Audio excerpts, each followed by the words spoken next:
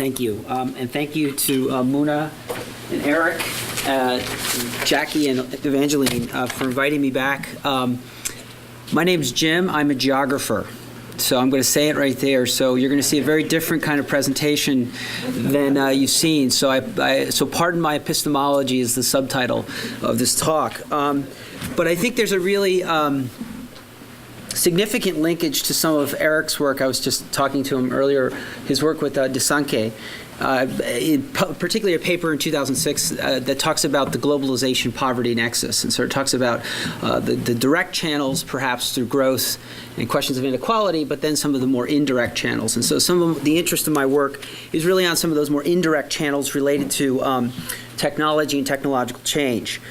And so my work has really been interested in African development questions in an age of globalization, particularly related to small and medium microscale enterprises, informal sector type enterprises in many cases, but really trying to ask questions of whether or not there's really significant structural change happening around economic diversification and endogenous forms of industrial growth. So trying to look at what's happening with these small enterprises, and is this, and I would argue that development of these small enterprises or the ability to empower these small enterprises is inherently a very pro-poor approach to development. And so my questions really relate to that. And so it connects into this question of, well, how do we understand, particularly in the context of some rapid technological changes, whether or not technology is becoming integrated into the activities of these enterprises, and to what impact, as well, and in relation to what kind of structural factors that may be limiting that. So traditionally, when we think about technology, and this is, and by the way, this talk is really divided into two sections. The first part is going to kind of just briefly situate this in some concepts that I'm using. The second part is going to really look at ICT diffusion in Zanzibar. A horrible place to have to do field work, but I survived. But I'm going to situate it in the context of Zanzibar. And but I want to first make a contrast between a traditional way of thinking about technology as an artifact, an object that gets diffused, kind of E.M. Rogers' diffusion of innovations approach, a kind of behavioral perspective, to some work that's been happening around questions of more structural institutionalist perspectives on technological change. So traditionally you have behaviors, and this comes out of work I did with Intermediate Technology years ago on a rural energy project. You have particular behaviors that lead to sort of particular kinds of outcomes. And so you have fire cooking, you have grazing, particular forms of grazing, you have wood fuel supply techniques, and these are deemed to result in particularly negative outcomes, such as upper respiratory illnesses, smoky kitchens, soil erosion, deforestation. Well, the role of the technology diffusion aspect as an artifact is to develop new artifacts, diffuse them through markets, institutions, agencies, and modes of finance, perhaps, and then you get transformations of these behaviors. You get particular forms of socioeconomic development, so more efficient, more productive, less environmentally destructive, and able to stabilize livelihood strategies. And this is how I kind of started with this work. And when I was working with this rural energy program, one of the things I quickly realized was how interconnected this individual artifact is in this particular use, for example, a cook stove, is to other practices within the household around gender, around cooking practices, around other sources of energy. And so trying to just isolate the artifact and that particular behavior seemed to be counter to the ability to be more effective. So there's this heterogeneity of the activities that go on in a household. And in essence, what I became interested in is how do we take the realities of a community, the Kijiji in this case, the Maisha ya Kijiji, and how do we sort of unpack this in ways that help us to understand not simply how we get the solar panel on top of the roof, but how does this help to transform the sociotechnical system, as it were, that directs the ability of a community to achieve more pro-poor forms of economic development and social development. And part of this came out of the reality that a lot of energy diffusion programs really failed to really transform the energy systems, the practices of people, because I think they weren't really trying to get to the street level, as it were, and sort of understand how these livelihoods actually played out. And that's essentially what geographers do. We get in the ground and we kind of we get into this kind of work. So my research focus has been on in particular, livelihoods associated with small, medium, and micro-scale enterprises, really more micro, small enterprises. And this particular project I'm going to present on today is with Parag Carmody at Trinity College in Dublin, and we're doing a comparative study of ICT in Tanzania and South Africa in the wood product sector and tourism. And one of the key questions governing this is, how are livelihood insecurity or security shaped by the ability of SMMEs to access and sustain access to market spaces, global production networks? How do they create value and enhance that value? And then how does that ability for an individual firm, what are the institutional environment or the structures and the conditions in a community, how do they shape the ability for that community to kind of capture that value? So it's captured in ways that's distributive, that creates broader-based development. And technology fits in this in the sense that technologies can be essential in livelihood practices, and the question is, are new technologies helping these African SMEs to create, enhance, and capture value in an age of globalization? And so a lot of this draws on the livelihoods literature, some urban livelihoods, questions of mobility, questions of networks and transnational livelihoods, and I won't get into that here. But I do want to just briefly present this alternative approach, not really alternative, but this approach that's coming out of sociotechnical, I should say science and technology studies, that's trying to get beyond thinking of technologies as these artifacts, but instead to interrogate them as around sociotechnical regimes or sociotechnical systems. And the idea here is to look at that village and to think about it as not just a series of technologies being used by individuals, but a whole network of social relations, social institutions, social interactions, and technology is part of that. Technology is kind of enrolled in those interactions and in those practices. And those include, user practices, cultural meanings, infrastructure, et cetera, and so forth.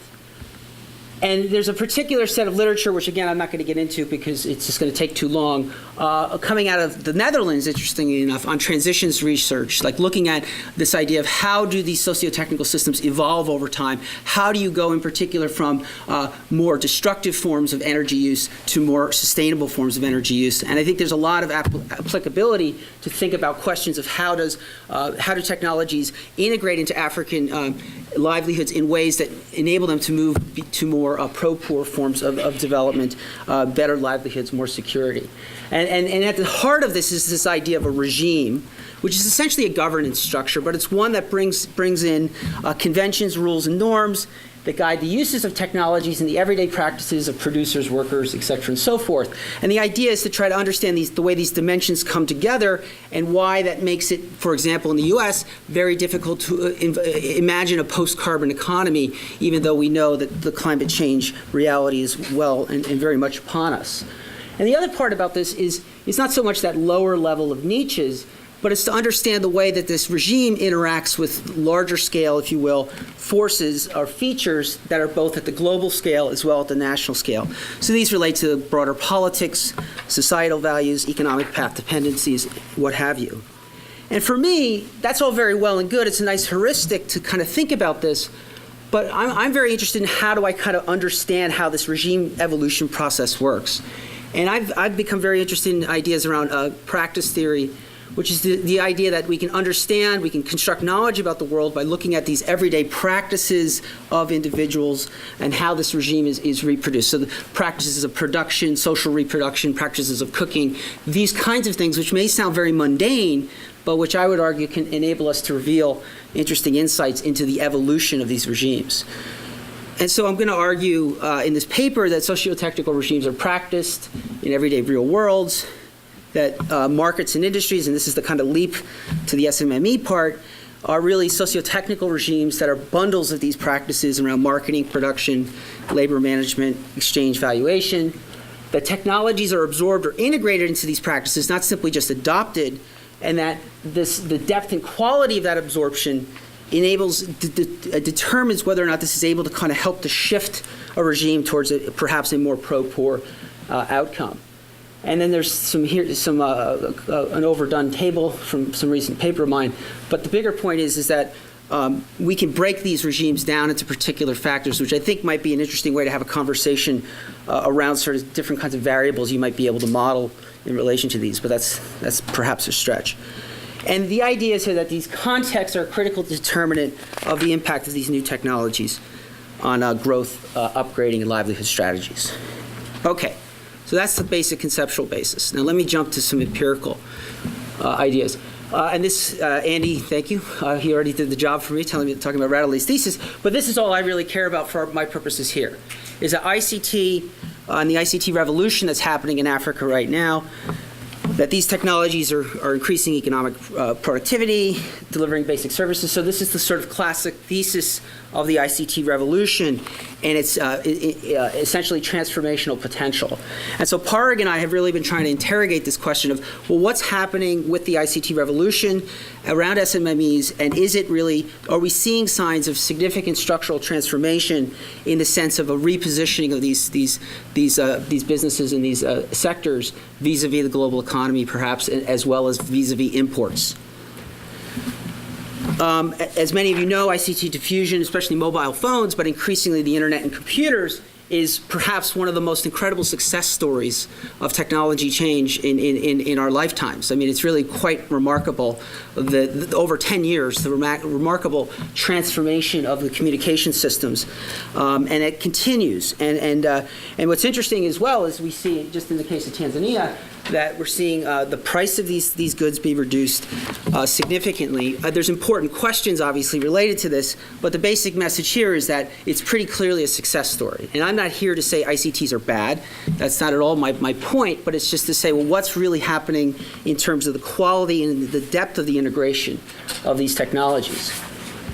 And tourism is a perfect industry to study with this for a number of reasons.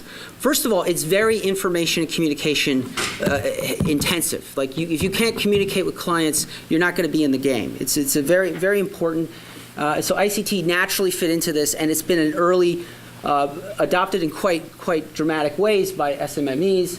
As the World Bank and their wonderful tree of development shows us, tourism growth can be translated into all kinds of benefits, including poverty alleviation, SME growth. It's a labor-intensive, growing global service industry.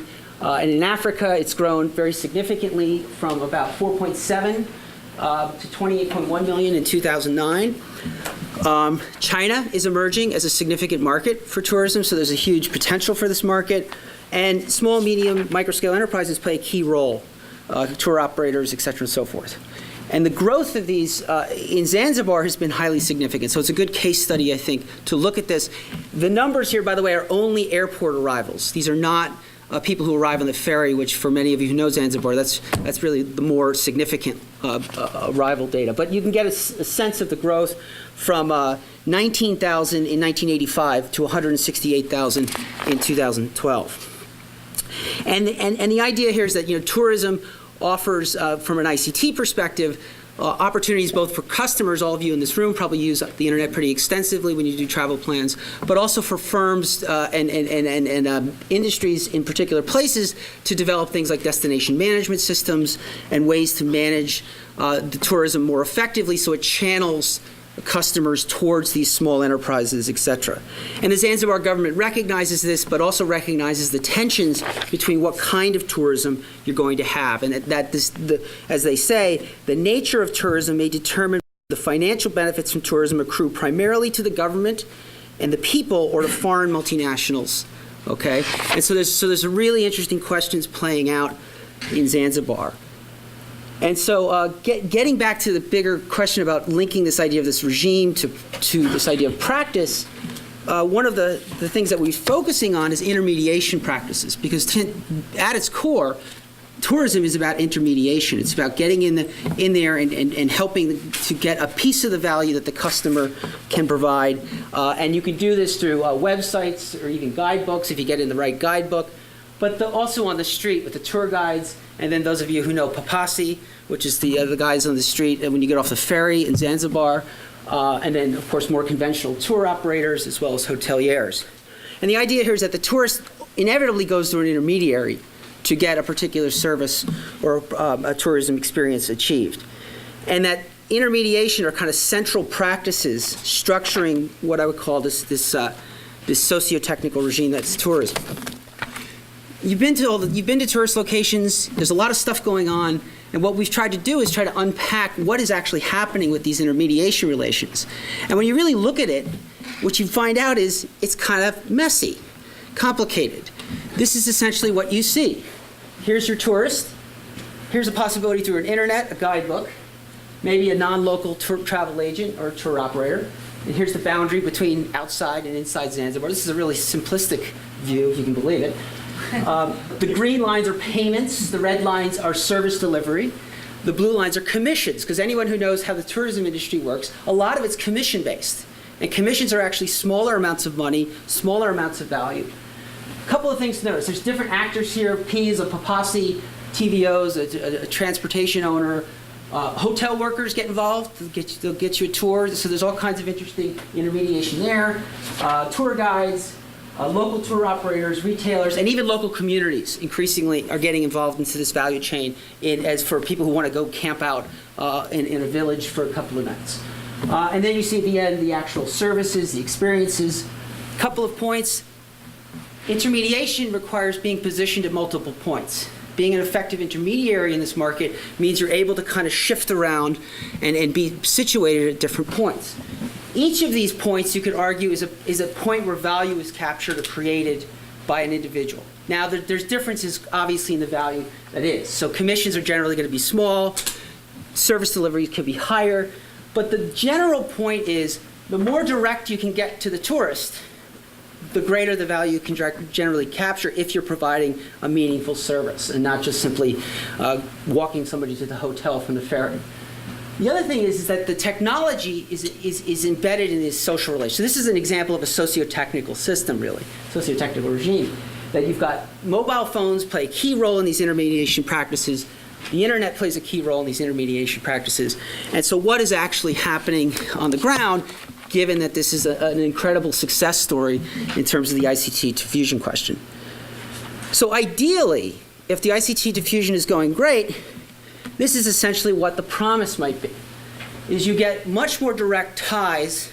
You get rid of these outside folks, and you have a much more direct tie from the tourists directly into Zanzibari local tour operators and providers. And what's important in Zanzibar is you have to be Zanzibari to be a tour operator and operate in Zanzibar.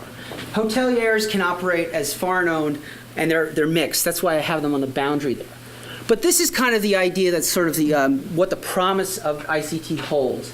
And you also notice that the Papasi disappear here, because that's something that basically is also another form where the tour operators and the hoteliers want to get rid of the Papasi so they can actually capture greater value. And that's another issue we can talk about. What we're seeing, though, is a little bit disturbing. We know the ICT diffusion is going well. All these tour operators have websites. They use Skype. They use email. They all have mobile phones, increasingly smartphones. But what we're increasingly seeing is an increase in hoteliers capturing greater amounts of this value, kind of controlling the entry into that market. And as you can see, just in really simple terms, you can start seeing like the differences in the value capture. So it's changing. It's becoming smaller amounts or smaller numbers are able to get into this, and we still have this large presence on the outside. And what's even more disturbing is that increasingly we're seeing this, which is essentially hotels having internal tour operations, pay-one-price resorts, essentially working completely around the system where you're supposed to use local tour operators, but essentially going directly to the provision of these things. And this has also been manifest with a huge building boom in Zanzibar, where essentially it used to be in 1995 when I first went there, you could walk practically around the island on the beach. Good luck. You're not going to be able to do that anymore because the beaches have basically been cordoned off by these large resort entities. So what's the point of this is to suggest that there are structural factors, institutional factors at work here that are preventing this more idealized form of disintermediation from emerging. And I'll just conclude with a few slides to discuss this. So what are the challenges then? First of all, you have a state, Zanzibari state as well as a Tanzanian state, that really has been unable to guide or manage this FDI strategically. So they're basically just allowing a lot of this large-scale rapid investment, but not really thinking about a vision for what it means. What strategically is the vision of tourism as a means to help alleviate poverty in Zanzibar and to distribute development more widely.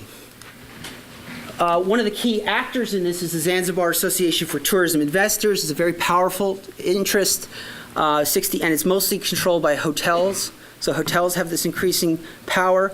We're seeing a number of these pay one price, and now Italy, which is the biggest market for tourism in Zanzibar, direct flights from Italy are coming in. And there are these responsible and sustainable tourism initiatives, which I think are quite good, but in essence, livelihoods are manifested in low-wage employment. And there's a lot of frustration about Zanzibar's labor market and the sourcing of labor from outside.